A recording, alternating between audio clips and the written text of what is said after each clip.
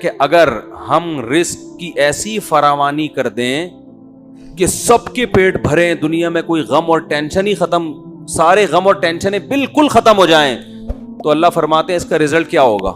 ہونا تو یہ چاہیے سب خدا کے سامنے سجدہ ریز ہوں, سب اللہ اللہ کرنے لگے, اللہ تو نے ہر قسم کی ٹینشن سے ہمیں کیا کر دیا ہے, آزاد. اے اللہ اب تو بیوی کی ایک ٹینشن تھی وہ بھی ختم ہو گئی, یعنی وہ نیک بن گئی وہ, یعنی کہ اے اللہ ساری ٹینشنیں ہماری ختم, اب تو عمریں بھی لمبی ہو گئیں, کرونا بھی ختم ہو گیا, اور مالی وسائل بھی, کھلا کھائیں گے تے, پنجاب میں کہتے ہیں نا کھلا کھائیں گے تے ننگا نہائیں گے, وہ بولتے ہیں اس طریقے سے, تو بڑے لائف کو انجوائے کریں گے, اور اب ہم تیرا شکر ادا کریں گے. اب حج بھی ٹائم پہ ہوگا, داڑھی بھی رکھیں گے, 5 ٹائم نماز بھی پڑھیں گے, اب تو کوئی ٹینشن ہے ہی نہیں. ہونا تو یہ چاہیے نا, لیکن اللہ کہتے ہیں ایسا ہوگا نہیں. وَلَوْ بَسَطَ اللَّهُ الرِّزْقَ لِعِبَادِهِ, اللہ اگر رزق کو بالکل اوپن کھول دے نا, کہ کوئی غریب ہی نہ رہے دنیا میں, سب کے پیٹ بھر جائیں اور بالکل ہر ٹینشن دور ہو جائے, لَبَغَوْا فِي الْأَرْضِ, فرمایا یہ سارے باغی بن جائیں گے میرے, جو تھوڑا بہت مجھے مان رہے ہیں نا اور میری بات سن لیتے ہیں, ایک بندہ بھی اتوار کے بیان میں نہیں آئے گا, نہ جمعے کے بیان میں نہ اتوار کے بیان میں, ایک بھی نہیں آئے گا. بولے گا ضرورت کیا ہے, کیوں سنیں, پیسے ملتے ہیں کیا یہاں پہ. نہ علماء کی باتیں سنی جائیں گی, نہ مدرسوں میں لوگ اپنے بچوں کو دین کے لیے فارغ کریں گے. بھائی قوم کہتی ہے ہمارا اصل مسئلہ یہی ہے کہ روٹی ملے, کپڑا ملے اور پیٹ بھرے ہمارا, مکان ملے, مکان بھی مل گئے, روٹی بھی مل گئی, پیٹ بھی بھر گیا, ٹینشنیں بھی ختم ہو گئی. تو اللہ نے کچھ نہ کچھ ٹینشنیں رکھی ہوئی, حتیٰ کہ جو ٹینشن فری ملک ہے نا ان میں بھی ٹینشنیں ہیں. یہ یورپ اور آسٹریلیا تو ٹینشن فری ملک ہے نا, ان میں وہ ٹینشنیں تھوڑی, ان کے بیوی کی ٹینشن ہی نہیں ہے, تو اب کہہ کیا گیا. بھائی یہ خواتین سے میں بولتا ہوں, میں مزاح کرتا ہوں, اس کو سیریس نہ لیا کریں. وہ پھر کمنٹس ہوتے ہیں اچھا ہر بیان میں جو ہے نا ہمیں رگڑا لگ رہا ہوتا ہے کہ یہ ٹینشن ہوتی ہے. مذاق میں کہہ رہا ہوں کیونکہ میں بھی شادی شدہ آدمی, ہم نے بھی عزت کے ساتھ گھر جانا ہے. آئی بات سمجھ, میں تو 3 دفعہ شادی شدہ آدمی ہوں. ایک شادی شدہ کتنا مظلوم ہوتا ہے, جو شادی شدہ ضرب 3 ہو تو وہ سوچ لو, وہ تو بیچارہ اس کا تو زندہ ہے, بس یہ کمال کی بات ہے. تو اللہ کہتے ہیں کہ اگر ہم ٹینشنیں ختم کر دیں نا, تو میں یہ کہہ رہا تھا کہ جن ملکوں میں سرے سے کوئی ٹینشن نہیں ہے وہاں بھی بہت ٹینشنیں ہیں. وہ آپ کو لگ رہا ہے کہ ٹینشن نہیں ہے. ایک بڑی ٹینشن پتہ ہے انسان کو کیا ہوتی ہے, جب ساری ٹینشنیں ختم ہو نا, تو ایک بڑی ٹینشن یہ ہوتی ہے کہ یہ چھن نہ جائیں یہ ساری چیزیں ہم سے, یہ چیزیں ہم سے. تو اللہ نے کسی نہ کسی کو, اچھا ایک بات خوب سمجھ لیں, جو یہ سمجھتے ہیں نا میں بڑی ٹینشن میں ہوں اپنے بارے میں, جو بھی یہ سمجھتا ہے, اور دوسرے سارے خوشحال ہیں, تو ایسا نہ سوچا کریں. بعض دفعہ سامنے والے کو ایسی ٹینشن ہوتی ہے کہ وہ اگر آپ کو مل جائے نا, آپ کہو یار میں پہلے زیادہ صحیح تھا یہ والی, تو جس حال میں اللہ نے رکھا ہے نا اللہ کا شکر ادا کیا کریں.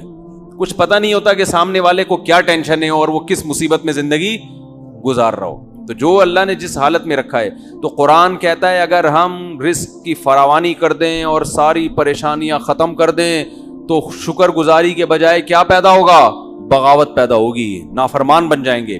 اس سے ہمیں ایک اصول یہ پتا چلا کہ پیٹ بھر کے شکر ادا, پیٹ بھرے ہوئے کا شکر ادا کرنا مشکل, خالی پیٹ شکر ادا کرنا آسان ہے. سمجھتے ہو بات؟ اب ہونا تو یہ چاہیے کہ پھر ہم اللہ سے دعا مانگیں کہ اے اللہ تو ہمیں ٹینشنیں دے دے تاکہ ہم تیرے قریب ہو جائیں. لیکن حدیث میں ہمیں اس سے منع کیا. اللہ سے یہ دعا مانگو, اے اللہ تو نے خود قرآن میں کہا ہے قلیل من عبادی الشکور, کچھ بندے میرے ایسے ہوتے ہیں کہ جن کو نعمتیں ملتی ہیں پھر بھی وہ دین پہ قائم رہتے ہیں. ہوتے ہیں لیکن مارکیٹ میں ایسے لوگ کیا ہیں, تھوڑے ہیں, بہت کم ہوتے ہیں. زیادہ تر تو پریشان حال ہی دین کی طرف آتا ہے. لیکن اے اللہ تو نے خود قرآن میں کہا کہ 100% لوگ کبھی بھی خراب نہیں ہوتے, کچھ ایسے بھی ہوتے ہیں. اور اللہ نے یہ داؤد علیہ السلام کو کہا کیونکہ داؤد علیہ السلام کی زندگی ٹینشن فری. داؤد علیہ السلام نے میدان جنگ میں جالوت کو قتل کیا نا, بڑی بہادری دکھائی, تو ٹینشن میں زندگی گزاری. ظاہر ہے انہوں نے ٹریننگ کی, جہاد کی, میدان جنگ میں جان ہتھیلی پر رکھ کر لڑے. تو اللہ کو آپ پر اتنا پیار آیا کہ اللہ نے آپ کو نبوت بھی دے دی اور بادشاہ بھی بنا دی اللہ نے آپ کو. اس کے بعد داؤد علیہ السلام کی ٹینشنیں کیا ہو گئی, दौलत की रेल पेल और हुकूमत खिलाफत। तो कुरान कहता है ए दाऊद अल्लाह का अब आपने शुक्र अदा करना है, नाशुक्री नहीं करनी। ऐसा ना हो कि अब आपका लाइफ स्टाइल ही चेंज हो जाए। पहले आप इबादत गुजार थे, दिन में रोजे रखते थे, रात को तहज्जुद पढ़ते थे। दाऊद अलैहिस्सलाम, हदीस में आता है सबसे बेहतर रोजा वो है जो दाऊद अलैहिस्सलाम रखा करते थे।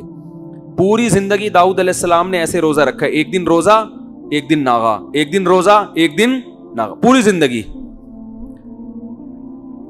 क्यों ये सबसे अफजल रोजा क्यों है? इसलिए कि रोजे का जो बुनियादी मकसद है ना, वो अपने जिस्म को कमजोर करना नहीं है। समझ रहे हो? क्योंकि हदीस में आता है अल मुमिनुल कविय्यु खैरुम मिनल मुमिनिज़ ज़ईफ। ताकतवर मोमिन कमजोर मोमिन से अल्लाह को ज्यादा महबूब है। अगर रोजाना रोजे रख के कमजोर हो जाएंगे तो फिर लड़ेगा कौन है भाई? जिहाद में कैसे लड़ेंगे? घर बीवी बच्चों के हुकूक कैसे अदा करेंगे? मेहनत कैसे करेंगे? ये तो मुसलमान तो तरक्की में पीछे रह जाएंगे ना। और अगर इस चक्कर में कि कमजोर ना हो, रोजा ही ना रखें, तो ये भी गलत है। क्योंकि सिर्फ जिस्मानी ताकत नहीं चाहिए, हमें रूहानी ताकत भी चाहिए। और रूहानी कहां से आती है? वो तो रोजा रखने से आती है। रोजा आपको ख्वाहिशात से क्या करता है? रोकता है। रोटी खाने का दिल चाह रहा है, नहीं खा रहे आप, तो आप में अपने नफ्स के खिलाफ एक कुव्वत पैदा होती है। भाई दुनिया में सबसे बड़ा मसला यही है ना कि जो दिल चाहता है बस करने का सोचता है इंसान। अब कुव्वत बर्दाश्त ही खत्म हो गई है ना।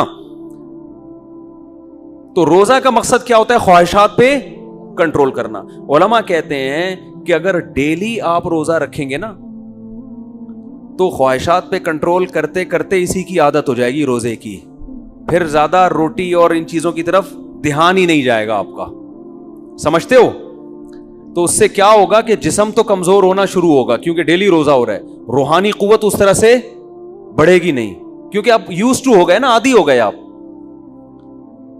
तो वो कहते हैं एक दिन छोड़ के रोजा रखने में क्या होता है कि आदत पड़ती नहीं है रोजे की। जिस्म भी कमजोर नहीं होता क्योंकि आज नहीं खाया तो कल खाओगे आप, बॉडी सही सेट रहती है। लेकिन टेंशन इतनी होती है ना कि रोजे की आदत पड़ती नहीं है आपको। एक दिन रखा, एक दिन छोड़ दिया, फिर दोबारा रखना बड़ा मुश्किल होता है। भाई रमजान में हम कंटिन्यू रख लेते हैं ना आदत, 10-15 दिन के बाद तो वैसे आदत पड़ती है, पता ही नहीं चल रहा होता। लेकिन एक दिन रखना, फिर एक दिन छोड़ना, फिर अगले दिन रखना, फिर अगले दिन, रूटीन में नहीं आती ये चीज। जो चीज रूटीन में नहीं होती उसका करना बहुत मुश्किल होता है। तो इसलिए हदीस में आता है सबसे अफजल रोजा कौन सा था? दाऊद अलैहिस्सलाम। एक दिन रोजा एक, और आप करके देखें आदमी हिल जाता है, वो नहीं होता, उससे आदत ही नहीं पड़ती ना उसकी। तो कैसे अल्लाह की इबादत करते थे? तो अल्लाह ने कुरान में दाऊद अलैहिस्सलाम से क्या फरमाया? इअमलू आला दाऊद शुक्रा। दाऊद और आपकी आल, आपका खानदान, क्योंकि दाऊद अलैहिस्सलाम को जब हुकूमत मिली तो खानदान भी गरीबी में फायदा उठाता है ना, उससे उनकी भी इज्जत होती है। भाई शाही खानदान के लोग हैं। तो अल्लाह कह रहा है कि ए दाऊद आपने अल्लाह का शुक्र अदा करना है, इन नेमतों में पढ़ के अल्लाह से गाफिल नहीं होना। आगे अल्लाह ने क्या फरमाया? कलीलुम मिन इबादी अश-शकूर। मेरे बंदों में बहुत थोड़े शुक्रगुजार होते हैं। खाली पेट रह के मसाइल में घिरे हुए तो बहुत हैं जो मुझे याद करते हैं। खुशो खुर्रम जिंदगी गुजार के भी मुझे याद करें, ऐसे बंदे मार्केट में क्या हैं? शॉर्ट हैं। तो अल्लाह से ये दुआ नहीं करनी चाहिए कि अल्लाह तू हमें टेंशनें दे ताकि हम तुझे भूलें नहीं। ये दुआ करनी चाहिए, ए अल्लाह तू हमें दाऊद अलैहिस्सलाम की तरह नेमतों में डुबो दे हमें, और फिर हमें शुक्र की तौफीक भी बोलो अता कर। वजह क्या है? टेंशनें मांगना ये उबूदियत के खिलाफ है। हम अल्लाह के गुलाम है ना। गुलाम भीख मांगता हुआ अच्छा लगता है, टेंशन मांगता हुआ अच्छा नहीं लगता। कोई भिखारी आए आपके घर पे और आपको उस पर तरस आया और वो कह रहा है कि ऐसा करो कि मेरी जेब में जो 50 रुपए भीख के जमा वो भी निकाल लो मुझसे, मैं चाहूं मेरे अंदर कॉन्फिडेंस पैदा हो, तो आप उसको भिखारी समझोगे? भिखारी थोड़ी समझोगे। तो इंसान के सामने तो भिखारी ना बने, लेकिन अल्लाह के सामने कैसा बने? अल्लाह के सामने भाई हम तो भिखारी हैं, हमारी क्या हैसियत है? हजरत अय्यूब अलैहिस्सलाम पर सोने की टिड्डियों की बारिश हुई है, हदीस में आता है, सोने की टिड्डियां। हालांकि अल्लाह ने अय्यूब अलैहिस्सलाम को जब शिफा दी है ना तो बहुत माल से नवाजा, उनके अहलो अयाल भी लौटा दिए, माल भी दे दिया अल्लाह ने उनको। तो اب سونے کی ٹڈیاں برس رہی ہیں. حضرت ایوب علیہ السلام نے ساری ٹڈیوں کو جمع کر رہے ہیں جھولی میں نا, ایک بھی نہیں چھوڑوں گا میں, اس کو بیچوں گا مارکیٹ میں جا کے, یا اس سے درم بناؤں گا, دینار بناؤں گا. اللہ نے حضرت ایوب سے کہا کہ ایوب ہم نے تو آپ کو مستغنی کر دیا, اس سے اتنی دولت دے دی, اب آپ ایسے جمع کر رہے ہیں. تو انہوں نے فرمایا اللہ میں تیری رحمت سے مستغنی نہیں ہوں. کوئی اور یہ بھیک دے رہا ہوتا نا, نہیں ہے بھائی, رکھا اپنے پاس. جیسے سلیمان علیہ السلام سے ملکہ سبا نے کہا نا کہ یہ ہدیے ودیے لے لو اور اب چپ کر کے بیٹھ جائیں, مجھے دوبارہ تبلیغ نہ کرنا. سلیمان علیہ السلام نے سارے گفٹ واپس کیے ہیں, کیونکہ انسان کی طرف سے آئے تھے نا. بادشاہ کو گفٹ مل رہا ہے ایک بادشاہ کی طرف سے بطور رشوت کے. ملکہ سبا کہنا چاہ رہی ہے کہ آپ دوبارہ مجھے تبلیغ کی کوشش نہ کریں, پیسے چاہیے یہ لیں, ٹھیک ہے نا. یار کیا ہو گیا, آپ لوگ یہاں کچھ ایسے دیکھ رہے ہوتے ہیں جیسے انہوں نے کبھی سلیمان علیہ السلام کا واقعہ سنا ہی نہیں. سلیمان علیہ السلام نے جلدی سے بتا رہا ہوں تاکہ بیان بس بہت لمبا ہو گیا, ختم کر رہا ہوں بیان. سلیمان علیہ السلام نے ملکہ سبا کو خط لکھا, ہدہد نے آ کے بتایا اتنی بڑی حکومت ہے, سورج کو سجدہ کرتی ہے. سلیمان علیہ السلام نے ملکہ سبا کو ہدہد کے ذریعے خط بھیجا, اللہ تعالی علیہ واتونی مسلمین. ان شارٹ بات کہ بسم اللہ الرحمن الرحیم, اس اللہ کے نام سے جو بڑا مہربان نہایت رحم کرنے والا ہے. انہو من سلیمان, سلیمان کی طرف سے یہ خط ہے. اللہ تعالی علیہ, سرکشی مت کرو, واتونی مسلمین, بندی بن کے چلی آؤ. وہ ایک دم ڈر گئی, بھائی یہ کون سا انداز ہے بھائی, یہ تو بہت ہی کوئی پاورفل بادشاہ ہو تو اس اسٹائل میں بات کرے گا نا. بھائی کمزور آدمی تو پوری کتاب لکھ کے بھیجے گا, پھر ایکچولی کہے گا ایکچولی میں آپ سے یہ کہنا چاہتا تھا. ایکچولی جیسے ہم امریکہ سے جب بات کرتے ہیں تو ہم کیسے بات کریں گے, سر پلیز آپ دیکھیے تھوڑا سا بجٹ ہمارے لیے بھی کچھ رکھیں, ایکچولی ہمارے یہاں غربت بہت ہے, ہم بڑی لمبی چوڑی بات کریں گے نا. لیکن انسان کا پاور ہوتی ہے پھر اس کا اسٹائل کیا ہوتا ہے, چینج ہوتا ہے. جیسے وہ ایک آدمی نے کسی کو چاقو دکھایا کہ تیری جیب میں جو کچھ ہے نکال لے, اس نے بندوق نکال لی. کچھ کہنے کی ضرورت نہیں ہے, مطلب اب تیری جیب میں جو کچھ ہے اور اگر بندوق جیب میں نہ ہوتی تو وہ کیا کر رہا ہوتا ہے, ایکچولی دیکھیں میرے چھوٹے چھوٹے بچے ہیں یار, میں ابھی موبائل میں نے خریدا, یہ لمبی چوڑی بات کر رہا ہوگا. تو سلیمان علیہ السلام چونکہ پاورفل تھے تو ملکہ سبا بھی پاورفل تھی, لیکن سلیمان علیہ السلام جتنی نہیں تھی. سلیمان علیہ السلام نے لیٹر بھیجا, اللہ تعالی علیہ, سرکشی مت کرو, وہ اتونی, آ جاؤ, مسلمین, فرما بردار بن کے. تمیز سے باقی ڈسکس ہم کھانے پہ کریں گے, ڈنر پہ ہم بات چیت کریں گے کہ میں نے آپ کو بلایا کس سلسلے میں. ٹھیک ہے نا. تو وہ سلسلہ یہ ہے کہ آپ سورج کی عبادت چھوڑ دو, توحید پہ آ جاؤ. مجھے اللہ نے پیغمبر بنا کے بھیجا ہے اسی کام کے لیے, اسی سلسلے میں میں نے آپ کو بلایا تھا, سمجھتے ہو. تو ملکہ سبا کو اندازہ ہوا کہ بھائی یہ تو بڑا عجیب انداز ہے ان کا. تو ملکہ سبا نے کیا سوچا کہ شاید ان کو پیسوں کی لالچ والچ ہو, تو میں اتنے قیمتی گفٹ ان کے پاس بھیجتی ہوں کہ دوبارہ اس قسم کا لیٹر نہیں بھیجیں گے. جیسے کراچی میں جب بھتہ خوری چل رہی تھی نا, تو کسی بدماش کا دکان پہ فون آتا تھا, اتنے پیسے لے کے فلاں جگہ پہنچ جا. وہ پہنچ جاتا تھا بیچارہ تھیلا لے کے, سر یہ ہے آئندہ میں خود ہی پہنچا دیا کروں گا, آپ فون کرنے کی زحمت نہ فرمائیں. تو ملکہ سبا یہ سمجھی کہ شاید یہ بھی معاذ اللہ لالچی ہیں, ان کو پیسے ویسے چاہیے. تو جب وہ آئے نا ہدیے ودیے کروڑوں روپے کے ہدیے لے کر, تو سلیمان علیہ السلام نے یہ نہیں ایوب علیہ السلام کی طرح سارے ہدیے جمع کر لی, لاؤ بھائی شاباش بھائی, گودام بھرے بھائی, چل گودام کا دروازہ کھول, مال لوڈ کر. ایوب علیہ السلام تو یہی کر رہے تھے نا کہ وہ چادر میں ساری ٹڈیاں جتنی بھی گری ہیں کہ ایک بھی نہ رہ جائے, ساری جمع کرو, ایک بھی نہیں چھوڑوں گا. تو سلیمان علیہ السلام بھی تو یہ کر سکتے تھے نا کہ بھائی سارا مال جمع کرو, نہ کیونکہ وہ انسان کی طرف سے تھا نا, اور بادشاہ کی طرف سے تھا, ایک ملکہ کی طرف سے اپنی دھونس جمانے کے لیے. تو کہہ رہے ہیں بھائی, سلیمان علیہ السلام نے الفاظ کیا کہے, ارجع الیہم, کہا کہ فلن اتمدوننی بمال, پیسے دینا کہ میری مدد کرنا چاہتے ہو, فما آتانی اللہ خیر مما آتاکم, میرے رب نے جو مجھے نعمتیں دی ہیں وہ تم سے بہتر, میں تمہارے ٹکڑوں کا محتاج نہیں ہوں. دیکھو انسان جب انسان سے بات کرے تو اس اسٹائل میں بات کرے, بڑوں سے نہ شروع کر دیں, ابا سے کہیں ابا آپ کو پیسے دے رہے ہیں, ابا میں آپ کے ٹکڑوں کا, چھوٹوں کی اپنے جیسوں سے. جو محبت سے گفٹ دے رہا ہوں وہ تو ٹھیک ہے, لیکن جو دھونس جمانے کے لیے دے رہا ہوں نا, تو خریدنے کے لیے آپ کو اس کے ساتھ یہی اسٹائل ہونا چاہیے. ابے اللہ نے ہمیں بہت کچھ دیا ہے, تمہارے ٹکڑوں کے محتاج نہیں ہے, سمجھتے ہو.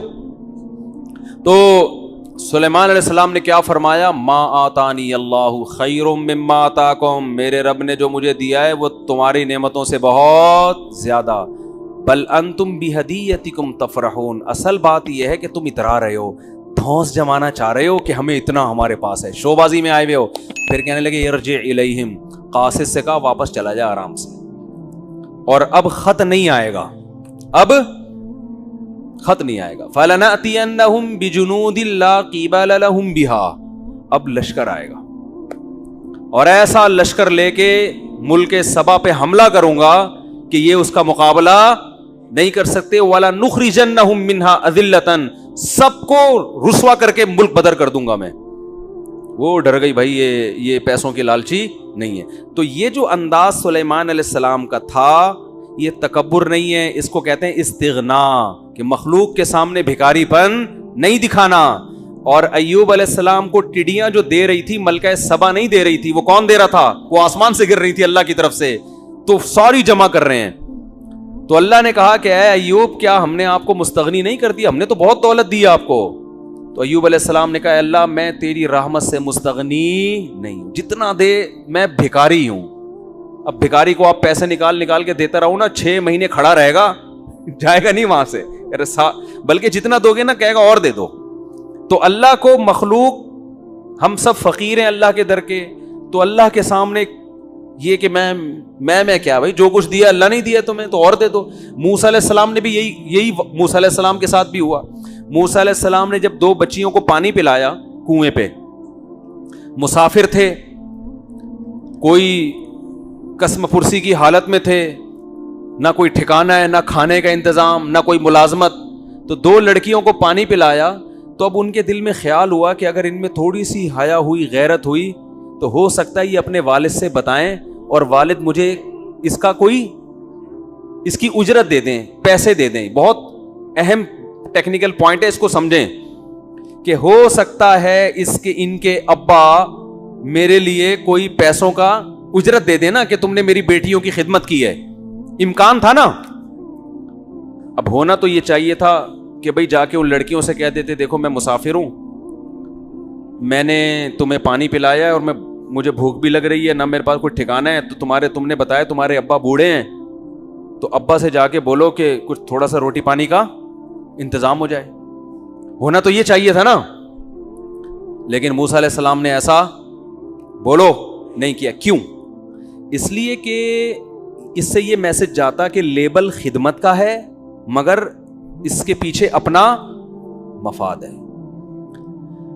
2 پوائنٹ ہیں، بس یہ بات کر کے بیان ختم کرتا ہوں، بہت اہم پوائنٹ ہے. دیکھو موسیٰ علیہ السلام جب گئے نا ان لڑکیوں کے ابا سے ملے، بعد میں جا کے ابا نے کہا کہ آپ 10 سال بکریاں چراؤ، یہ خدمت آپ کرو گے، اس کے بدلے میں میری بیٹی آپ کے نکاح میں. یہاں موسیٰ علیہ السلام خدمت کا معاوضہ لے رہے ہیں کہ نہیں لے رہے؟ بولو نا. سیدھا صاف کہہ رہے ہیں کہ میرا مہر یہ کہ 10 سال میں بکریاں چراؤں گا، لیکن آپ کی بیٹی میرے نکاح میں آپ کو دینی ہے، یہی مہر ہے. یہاں خدمت کا معاوضہ لے رہے ہیں اور وہاں خدمت کی ہے تو 1 روپیہ نہیں مانگ رہے. دونوں میں فرق کیا ہے؟ بات آ رہی ہے سمجھ میں؟ فرق یہ ہے کہ وہاں خدمت میں ظاہر یہ تھا، لیبل جو لگا ہوا تھا خدمت برائے خدمت کا لیبل تھا. کیونکہ جب دیکھا کہ 2 بچیاں پیچھے کھڑی ہوئی ہیں تو حضرت موسیٰ کو ان پہ ترس آیا اور ان کے پاس جا کے پوچھنے لگے ما خطبکما، بھائی رش لگا ہوا ہے، لوگ اپنی بکریوں کو پانی پلا رہے ہیں، پانی نکال رہے ہیں، تم دونوں یہاں کیوں کھڑی ہوئی ہو؟ انہوں نے کہا ہمارا بوڑھا باپ ہے، وہ آ نہیں سکتا اور مردوں کے رش میں ہم جا نہیں سکتے. تو اس وقت موسیٰ علیہ السلام نے یہ نہیں کہا تھا کہ ٹھیک ہے میرے روٹی کا انتظام کر دو تو میں ڈول بھر کے دے دیتا ہوں. وہاں یہ نہیں کہا، وہاں خدمت ہو رہی ہے اور لیبل بھی خدمت برائے خدمت کا. یہ شو کیا جا رہا ہے کہ مجھے تم پہ ترس آ رہا ہے، اور حقیقت میں یہی تھا، مجھے تم پہ ترس آ رہا ہے، تمہارا نمبر تو 6 گھنٹے کے بعد آئے گا، کوئی بات نہیں، میں خدمت کر دیتا ہوں، میں لا کے تمہیں ڈول دے دیتا ہوں. ڈول سے پانی نکال کے ان کو دے دیا، جاؤ بھائی اپنے گھر جاؤ. تو وہاں چونکہ خدمت کا لیبل خدمت کا تھا، وہاں دل میں یہ لالچ رکھنا جائز نہیں تھا. جیسے کہ آج کل لوگ خدمت کر رہے ہوتے ہیں کسی بوڑھے کی، مقصد ہوتا ہے کہ کوئی وصیت لکھ کے چلا جائے ہمارے نام. باس کی خدمت ہو رہی ہے لیکن مقصد ہے کہ ہماری تنخواہ بڑھا دے، چاپلوسی ہو رہی ہے. اماں کے پاؤں دبائے جا رہے، بیگم کے ساتھ بہت اچھے بن گئے نیت یہ کہ دوسری شادی کی اجازت دے دے. بعض جب مرد دوسری کا ارادہ کرتا ہے نا بیگم کے ساتھ بہت اچھا سلوک شروع کر دیتا ہے, وہ عورتیں سمجھ جاتی ہیں اس کے ارادے نیک نہیں ہیں. تو یہ بھی خیانت ایک قسم کی کہ آپ لیبل خدمت کا لگا رہے ہو اور دل میں آپ کے کیا ہے, مقصد کچھ اور ہے. یہ خیانت ہے, یہ شریعت میں پسندیدہ کام نہیں ہے. تو وہاں موسیٰ علیہ السلام نے لیبل چونکہ خدمت کا لگایا تھا, اس لیے ان سے نہ روٹی کا مطالبہ کیا, نہ یہ کہا کہ میں مسافر ہوں, میرے لیے کوئی انتظام ہو جائے رہائش کا, کچھ ایک حاجت بھی ذکر نہیں کی. لیکن کیا پیغمبروں کی طبیعت میں اعتدال ہوتا ہے, کیسے فطرت پر ہوتے ہیں. دل میں ایک لالچ پیدا ہوئی, ایک طمع پیدا ہوئی کہ بھائی ہو سکتا ہے ان کو خود ہی خیال آ جائے کہ بھائی ایک بندے نے ہماری خدمت کی ہے تو اس سے ہم حال احوال تو پوچھیں, کون ہو, کہاں سے آئے ہو, کدھر رہتے ہو. وہ لڑکیاں چلو شرم کی وجہ سے نہیں پوچھیں گی, جب وہ گھر جا کے بتائیں گی تو ابا پوچھیں گے بھائی روزانہ تو 6 گھنٹے لگتے ہیں, آج اتنی جلدی کیسے آ گئی. تو ابا کو بتائیں گی ایک نوجوان نے خدمت کی ہے, تو ہو سکتا ہے ابا کے دل میں خیال آئے کہ بھائی اس نوجوان کو بلاؤ, اس کا انٹرویو لینا ہے ہم نے, یا اس کو کچھ پیسے دینے ہیں. یہ ساری چیزیں حضرت موسیٰ کے دماغ میں پیدا ہونا شروع ہوئی, مگر ان لڑکیوں سے نہیں کہہ رہے. مگر اب یہ بھی نہیں ہے کہ جب حضرت موسیٰ کے دل میں یہ خیال آیا تو اللہ سے بھی نہ کہیں, نہ ہاتھ اٹھا کے اللہ سے دعا مانگنا شروع کر دی کہ اللہ میرے دل میں یہ خیال تو آ رہا ہے کہ شاید یہ مجھے بلائیں, ان کے والد صاحب کوئی پیسے ویسے دے دیں, مجھے اس کی اجرت دے دیں تاکہ میرے لیے 1-2 وقت کی روٹی کا انتظام ہو جائے, ٹھکانہ مل جائے. تو اے اللہ میں ان سے تو نہیں کہہ رہا, کیونکہ پھر ان کے دل میں یہ وسوسہ آ سکتا ہے کہ یہ اس خدمت کے پیچھے معاذ اللہ لالچ تھی, جبکہ میری خدمت کے پیچھے کوئی لالچ نہیں تھی. لیکن اگر جو میرے دل میں خیال پیدا ہو رہا ہے نا, تو اس خیال کو حقیقت میں اگر تبدیل کر دے تو مجھے اس پر کوئی اعتراض نہیں ہے. تبھی دعا مانگی. ثم تولا الی الظل, قرآن کہتا ہے درخت کے سائے کے نیچے آئے اور اللہ سے دعا مانگ. جب بچیوں کو پانی پلایا نا لڑکیوں کو, تو فوراً درخت کے نیچے آ کے کھڑے ہو کر کہنے لگے ربی انی لما انزلت الی من خیر فقیر, اے اللہ تو نے اگر میری طرف کسی خیر کے نازل کرنے کا ارادہ کر لیا ہے تو میں اس کا فقیر ہوں, محتاج ہوں, اپنے فیصلے سے پیچھے نہیں ہٹنا. ٹھیک ہے نا, کیا زبردست بلاغت ہے قرآن کی, اور پیغمبر کیسے اعتدال پر ہوتے ہیں.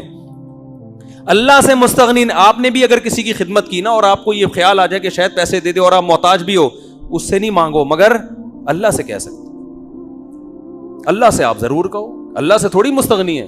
تو اللہ نے آپ کی دعا ایسی قبول کی کہ ان کے والد نے تو کہا تھا, بچیوں کو بھیجا کہ جاؤ اس نوجوان کو ہم اجرت دینا چاہتے ہیں. والد بھی یہی چاہتے تھے ان کو اس کے پیسے دیں, غیرت مند تھے نا بھئی, ایک نے خدمت کی اگرچہ بغیر اجرت کے کی ہے, لیکن ہم بغیر اجرت کے خدمت نہیں لیتے, ہم معاوضہ دیتے ہیں. یہ غیرت مند ہونے کی علامت ہوتی ہے. اور جو بے شرم ہوتے ہیں ایک نمبر کے, وہ مزدوروں سے ڈبل کام لیتے ہیں اور پیسے جو اس کی اصل بنتی ہے نا وہ بھی کم وقت 2 مہینے ڈیلے کر دیتے ہیں. ایسے بھی مارکیٹ میں آپ کو بے شرم ہول سیل کے حساب سے ملیں گے. ادھر موسیٰ علیہ السلام کے جو سسر تھے وہ فری کی خدمت کے بھی کہہ رہے نہیں, فری میں نہیں بلکہ اس کا معاوضہ دوں گا. اور یہاں پہلے بتاتے ہیں تمہاری یہ دہاڑی ہے, کام اس سے زیادہ لیتے ہیں اور ٹائم پہ اجرت نہیں دیتے. تو یہ غیرت کے بالکل الٹ ہو گئے کہ نہیں ہو گئے؟ تو اب بتاؤ کون سا اچھا ہے, بے غیرت بننا اچھا ہے یا غیرت والا بننا اچھا ہے؟ جب غیرت والے بنو گے نا تو اللہ کے وہ معاملات ہوں گے جو موسیٰ علیہ السلام کے ساتھ ہوئے اور ان کے سسر کے ساتھ ہوئے. پھر غیب سے اللہ کی مددیں ایسے ہوتی ہیں. تو حضرت موسیٰ علیہ السلام گئے ہیں, ان لڑکیوں نے کہا کہ بھئی ہمارے والد آپ کو اجرت دینا چاہتے ہیں. اور وہ اجرت جب پورا انٹرویو ہوا تو حضرت وہ جو انہوں نے تو کہا میں اپنی ایک بیٹی آپ کے نکاح میں دینا چاہتا ہوں. پورا گھر کا انتظام ہو گیا کہ نہیں ہو گیا بھائی, شادی بھی ہو گئی, ملازمت بھی مل گئی, بھی بکریاں چرانی ہے, کھانے پینے کا بھی انتظام, بیگم بھی مل گئی, مسافر کو اور کیا چاہیے بھائی, سارے انتظامات ہو گئے. کیوں؟ دعا بڑی تگڑی مانگی تھی. تو میری بھی یہ عادت ہے, مجھے بھی کبھی کہیں کچھ ایسا امید ہو نا کسی بھی معاملے میں تو میں یہ دعا لازمی پڑھتا ہوں, ربی انی لما انزلت الی من خیر فقیر. اس کو یاد کر لیں, کہیں آپ کو امید ہو نا کہیں سے کچھ ملنے والا ہے آپ کو, تو آپ اور اس سے کہنا نہ چاہ رہے ہو آپ, تو پھر اس سے نہ کہیں, لیکن اللہ سے, اے اللہ اگر اس کے دل میں خود ہی خیال آ جائے تو میں تیری رحمت کا بہرحال محتاج. تو بات کو سمیٹتا ہوں یار, کہاں سے کہاں چلے گئے, آج تو میں نے مختصر بیان کرنا تھا, بہت ہی لمبا ہو گیا. تو میں یہ عرض کر رہا تھا کہ داؤد علیہ السلام کو اللہ نے نعمتیں دی اور فرمایا کہ شکر گزار لوگ تھوڑے ہی ہوتے ہیں, جو تھوڑی چیز ہوتی ہے اس کی قدر ہوتی ہے نا. تو ہمیں بھی اللہ سے دعا مانگنی چاہیے, اللہ تو نعمتیں دے مگر تکبر نہ ہو. تو قوم عاد اور قوم سمود کا مسئلہ کیا تھا؟ پیٹ بھرے ہوئے تھے اور قد لمبے لمبے, صحتیں بڑی خاندانی رکھی ہوئی تھی, تو ان کو پیغمبروں کی باتیں سمجھ میں نہیں آئیں. تو اللہ نے ان دونوں قوموں کو جو ہلاک کیا بہت ہلکی چیز سے, آواز سے ہلاک انسان آرام سے ہوتا نہیں, بڑے بڑے دھماکے ہوتے ہیں, بہت بڑا دھماکہ ہوگا تو کان کے پردے پھٹ جائیں گے. لیکن اللہ کہتے ہیں ہم نے فرشتے کو حکم دیا, زور سے چیخ مارے اور ان کے کلیجے پھٹ جائیں. آواز ہلکی چیز ہے. تو اللہ نے یہ بتانے کے لیے کہ تم جو اپنے قد کاٹ پہ ناز کرتے ہو نا, تم ہمارے فرشتے کی آواز کے سامنے نہیں ٹھہر سکتے جو اتنی ہلکی چیز ہے. اور قوم عاد کو تباہ کیا ہوا سے. ہوا بھی بہت ہلکی چیز ہے, ہوا بھی بہت طوفانی چلے گی تو پھر بھی مرتے نہیں ہیں لوگ اتنے آرام سے. لیکن اللہ کہتے ہیں ہم نے قوم عاد پر 6-7 دن اور 8 راتیں جو ہوا مسلط کی ہے, اس 7 لیال و 8 ایام, 7 راتیں اور 8 دن جو ہوا مسلط کی ہے, تو فطر القوم فیہا سرعا. اے مخاطب اگر تو اس منظر کو دیکھتا تو تجھے ایسا لگتا, سرعا عربی میں کہتے ہیں جو پہلوان جس کو پچھاڑا گیا ہو رنگ میں, پہلوان کو گرانا آسان کام نہیں ہوتا, اس کو اٹھا کے پٹخا جاتا ہے, اسی جیسا پہلوان. تو اللہ کہتے ہیں تو اس قوم کو اگر اس منظر کو دیکھتا نا, 8ویں دن جو ان کی حالت ہوئی ہے, 8ویں دن کا جب سورج غروب ہوا ہے, تو اے مخاطب اگر تو وہاں کھڑے ہو کر اس قوم کو دیکھتا, پہلوان ہیں جن کو اٹھا کے پٹخا دکھ گیا ہے. کأنہم اعجاز نخل خاویہ, جیسے کھجور کے درخت ہوتے ہیں نا, باغات ہوتے ہیں, اور ان کو جڑوں سے کاٹ دیا جائے تو تنے کیسے زمین پہ گرے ہوئے ہوتے ہیں, ایسے بڑے بڑے قداور لوگ زمین پر پڑے ہوئے تھے. تو اللہ نے بتا دیا کہ انسان پہ تکبر زیب نہیں دیتا, کوئی اوقات نہیں. ہوا ہمارا بیڑا غرق کر سکتی ہے, پانی بیڑا غرق, پتنگوں کی طرح پانی میں بہتے ہیں لوگ. تو اس لیے بھائی یہ روڈ لائنر بننے کی بالکل بھی ضرورت نہیں ہے, اور زبان سے بھی کبھی ایسے جملے نہ نکالا کرو. تو جب تک تواضع نہیں ہوگی انسان اللہ کو نہیں مانتا, حقوق بھی ادا نہیں کرتا. جو لوگ عورت پہ ظلم کرتے ہیں نا گھر میں بیوی پہ, کیوں؟ اس لیے کہ ان کو کمزور ہوتی ہے. اکثر میں نے 2 عورتوں پہ ظلم کے کیس آئے ہیں نا, یہ وہ آئے ہیں جہاں لڑکی کے بھائی اسٹرانگ نہ ہو, لڑکی کا باپ مضبوط نہ ہو. آپ کسی مضبوط آدمی کی بیٹی سے شادی کرو, پھر ظلم کر کے دیکھو, نہیں کرتے, بڑے تمیز سے حقوق ادا کر رہے. میرے پاس تو ہر طرح کے کیس آتے ہیں نا, عورتوں پہ ظلم کے جو کیس میرے پاس آتے ہیں ان میں 99% وہ عورتیں جن کے شوہر ظلم کر رہے ہوتے ہیں, جن کے پیچھے مضبوط بھائیوں کی یا مضبوط باپ کی سپورٹ نہیں ہوتی. مولانا اشرف علی تھانوی رحمۃ اللہ نے تو یہاں تک لکھا ہے کہ لڑکی کے بھائی اور باپ ہوتے ہیں نا تو پھر شوہر حقوق ادا کرتا ہے. اس زمانے میں اللہ کے خوف سے حقوق ادا کرنے والے بہت تھوڑے ہیں. ایک صاحب آئے میرے پاس, جب متحدہ کا بڑا زور تھا نا اس زمانے میں, کراچی میں متحدہ, وہی ہر جگہ متحدہ, تو وہ اپنی بیگم کے کس واقعہ سنا رہا ہے, یار یہ میرے کیا ہے, یوں کیا ہے, خودکشی کرتی ہے, پتہ نہیں کیا کیا, بہت ہی زیادہ جب ظلم کی داستان. تو میں نے کہا یار اگر واقعی ایسا ہے, مجھے نہیں پتا حقیقت میں ایسا ہے یا نہیں, تو پھر تو علیحدگی اختیار کر لینی چاہیے. اس نے کہا متحدہ کا, لڑکی کے بھائی متحدہ کے ہیں, 90 پہ بیٹھتے ہیں. صبر کرو بھائی. لڑکی کے بھائی, اس نے کہا کہاں کے ہیں, 90 میں اٹھنا بیٹھنا ہے. میں نے کہا پھر صبر کے علاوہ کوئی آپشن. تو عورت مضبوط ہے تو میاں کا جنازہ نکال دیتی ہے, آدمی مضبوط ہے تو بیوی کو لفٹ ہی نہیں کراتا. تو یہ چل رہا ہے, 99% ایسا ہی ہو رہا ہے. عزت دار آدمی وہ ہے کہ جس کے ہاتھ میں عورت کمزور ہو مگر وہ خدا کے خوف سے اس کا حق ادا کرے. اور یہ جب ہے جب آپ میں تکبر نہیں ہوگا. آپ کہو گے بھائی اس کو عورت اللہ نے بنایا, مجھے مرد اللہ نے بنایا, یہ میرا کمال نہیں ہے کہ میں اس کمزور پہ ظلم کروں. اور نہ صرف یہ کہ میرا کمال نہیں ہے, بلکہ جس نے مجھے بھیک میں یہ نعمتیں دی ہیں وہ یہ نعمت چھین بھی سکتا ہے. میں نے اپنی زندگی میں بعض لوگوں کو دیکھا بڑا تکبر کیا کرتے تھے, ایسی بیماری ہوئی نا کہ روتے رہتے ہیں سارا دن اور استغفار کرتے ہیں کہ ہم نے ظلم کیا لوگوں کے اوپر. تو اس لیے بھائی نہ کبھی زبان سے ایسا بڑا جملہ نکالے انسان